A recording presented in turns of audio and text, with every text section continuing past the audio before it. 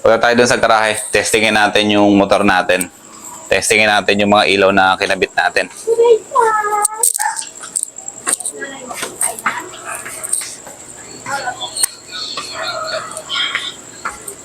Right then. Testingin lang natin kasi okay na, kompleto na yung ilaw na kinabit natin. Nakikabit na natin yung EXL Nightcrawler, tapos yung TDD Night Ranger, and yung ating Zenlo M5N. Ito, pakita ko sa inyo.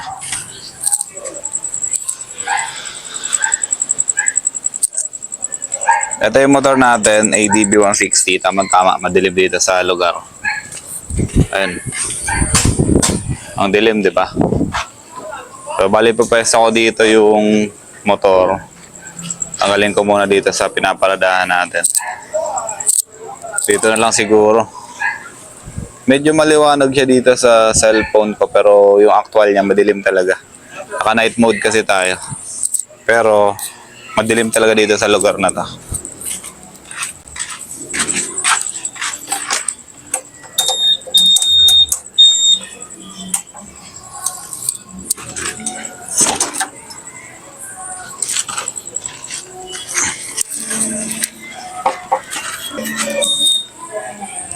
Ayan, okay na. Naipwesto na natin yung motor natin. Ang gagawin natin ngayon, titestingin muna natin yung EXL na Nightcrawler. I-start ko lang yung motor para hindi tayo malobat.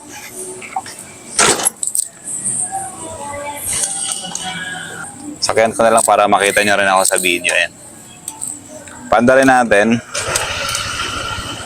Alright. So, una kong titestingin muna yung ating EXL Nightcrawler. Ayan. Dilaw lang siya. Bali, pag tinanggal natin yung cover niya or yung kanyang lens, magiging white siya. Imagine niyo na lang, yung coverage na yan, same lang din kung papaganahin natin yung white. Same lang din siya. Tapos, yung second mode niya, yung hazard, ayan, namamatay-matay siya. And then yung second mode, yung third mode niya, yung strobe. Ito bawal yan. Bawal yan? Bawal. Kapag mga potential siguro. Oo. Ayan yung third mode niya. Pero ano lang naman, baba lang naman, di ba? Oo. Pero bawal pa rin yan. Ito tumabit ba? Sila, parang kinokonsida. Kinokonsinte.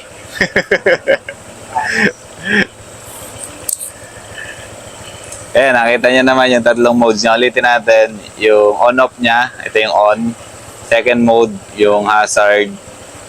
Parehas siyang gumagana sabay. Tapos yung third mode, yung strobe light niya. Okay na. Ayan. Next natin titestingin ito, yung nasa kanan natin. Ito yung Night Ranger kasi. Tapos yung sa kaliwa, yung Zenlo M5 natin. Okay, testingin natin, okay, testingin natin yung floodlight ng Night Ranger natin na dilaw, puti. Dilaw ba puti? Dilaw. Ayan. Ayan yung floodlight niya. Tapos, ito naman yung floodlight na puti. Ayan. Halos same lang yung coverage. Ayan. Halos parehas lang ng coverage. And then, yung ating spotlight. Yung pinakamalakas na ilaw ng TDD Night Ranger. Ayan. Ayan yung coverage niya. Diba? Sobrang liwanag. And then, lastly, yung ating kakalagay lang na Zenlo M5. Ito siya. Ito yung solo niya na puti. Ayan. So, magkakaiba sila ng karakter. Itong M5 natin kasi spotlight type. Itong Night Ranger natin, floodlight type siya. Ayan. Ulitin ko, Zenlo M5 na low, white siya. Tapos yung high niya na solo, dilaw. Ayan. Tapos yung kanyang third mode na double color o yung combination magkapatong. Ayan. Ayan yung ating ilaw na M5. Sa Night Ranger, andun pa rin naman yung yung 7 modes niya. First mode, second mode, and third mode. Yan. Tapos, bahala na kayo sa combination ng pang-4, pang-5, pang-6, tapos yung pang-7, yung lahat na. Yan. Nakukuha lang yung 7 modes ng TDD Night Ranger. Depende kung anong switch yung gamit niyo. Dapat 3-in-1 hollow switch yung gagamitin nyo para makuha nyo yung 7 modes niya. Kung hindi kasi 3-in-1 hollow switch, wala, hindi natin makukuha yung 7 modes na promise ng TDD Night Ranger. Pero actually, 3 mode lang talaga siya. Depende na lang sa combination. Okay? Sa passing natin, ito yung passing natin. Yan. Gumagana yung high nung TDD Night Ranger natin. At the same time, gumagana rin yung high nung Zenlo M5 natin. Ulitin natin. Yan. Na-overpower lang yung dilaw kasi masyado malakas yung puti na Night Ranger natin. Tapos, yung puti din ng Zenlo M5 malakas din. So, na-overpower lang yung dilaw yan. Unlike kapag solo lang, dilaw na dilaw talaga siya. Yan. Okay? So, sa busina natin, stock horn. Stock horn lang talaga. And kapag sinwitch on natin yung loud horn natin or sinelect natin yung loud horn, at ang mangyayari. Yan. Huwag na natin masyadong pindutin yung busina kasi baka may reklamo tayo dito sa compound. Kanina pa tayo nagdetecting ng ilaw eh. Okay, pata naman natin yung harap.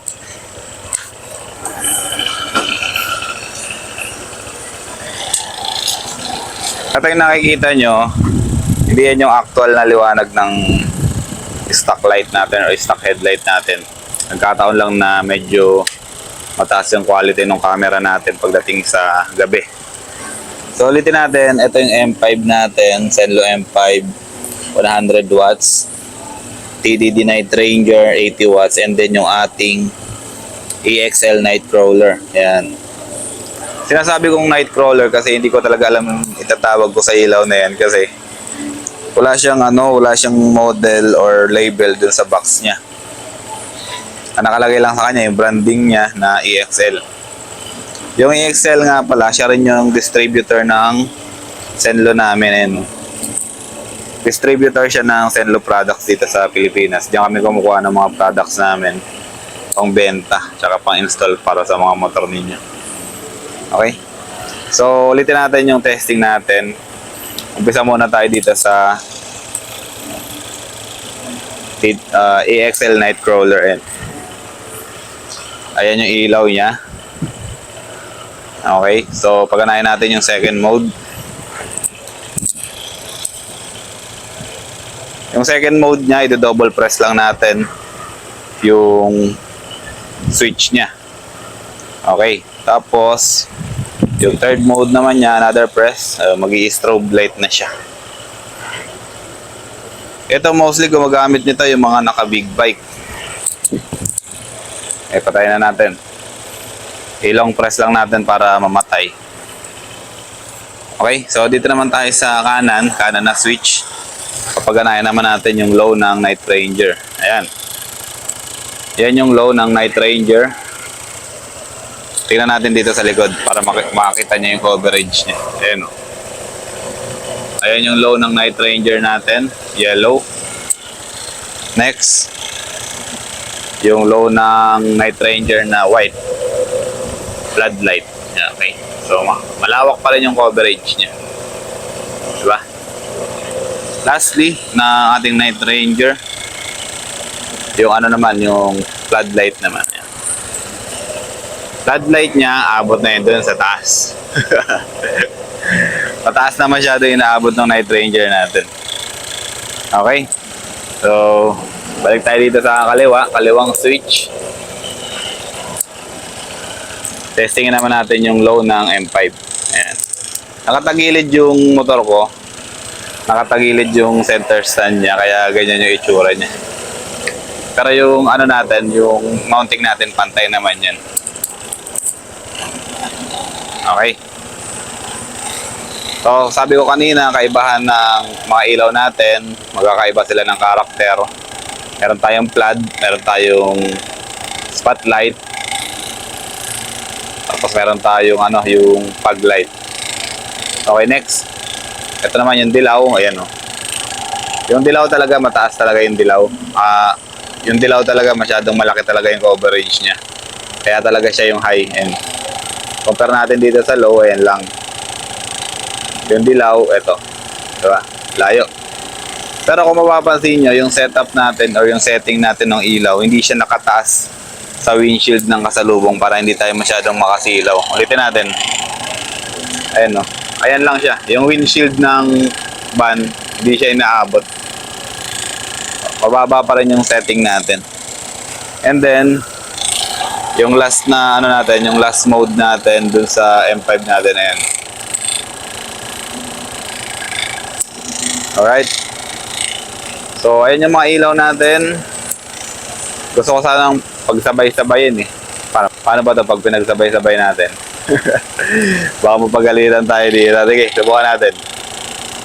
I-high natin yung M5. Tapos high din natin yung Night Ranger. Okay, tapos yung EXL na Nightcrawler. Ayan. Ayun niya. Sobrang liwanag. Okay na yan, patay na natin yan. So yan, germs, mamili na lang kayo kung anong gusto niyo ipakabit sa motor ninyo. Isa lang, mamili lang kayo ng isa. Hindi pwede yung ganito, sabay-sabay. Kinabit natin yan as model sa shop. Kinabit natin yan para may pakita namin sa inyo or may showcase namin sa inyo yung mga kinakabit natin na ilaw. Mamili na lang kayo kung Zenlo M5 or TDD Night Ranger o kaya naman yung EXL na Nightcrawler natin. And meron tayong bestseller sa shop na Zenlo X1 Plus yung 60 watts. Yung low profile lang, yung nakalagay lang dito sa ilalim. Hindi yung nakalabas na ganito. Okay? So huwag niyong gagayahin yung setup na to. Nakakasama to sa kalusugan. Malaking gastos yan pag ginaya niyo yung setup na yan. Okay? So, ngayong gabi magpe-prepare tayo ng mga gagamitin natin sa camping natin. Sa Zambales, ayan. Kaya kanina, sinarge ko na yung mga gamit natin dito. Yung ilaw natin, emergency light. Tapos yung portable compressor natin and then yung pump ng ating yung pump ng ating airbed. Tapos nilinis ko na rin yung box natin kasi paglalagay natin siya ng mga gamit. Okay? So, kita-kita na lang tayo sa daan. Pag nakita nyo ako, kaway-kaway na lang kayo. Maraming salamat. Ako nga pala si Kuya Germs. Follow nyo ako sa Facebook page and TikTok. And then, subscribe nyo yung channel namin, JR Motoworks. And then yung aming Facebook page sa shop, JR Motoworks din, okay? Bahala na kayo. Bahala na kayo sa amin. Kung gusto nyo i-follow, hindi. Bye-bye. Ingat kayo lahat.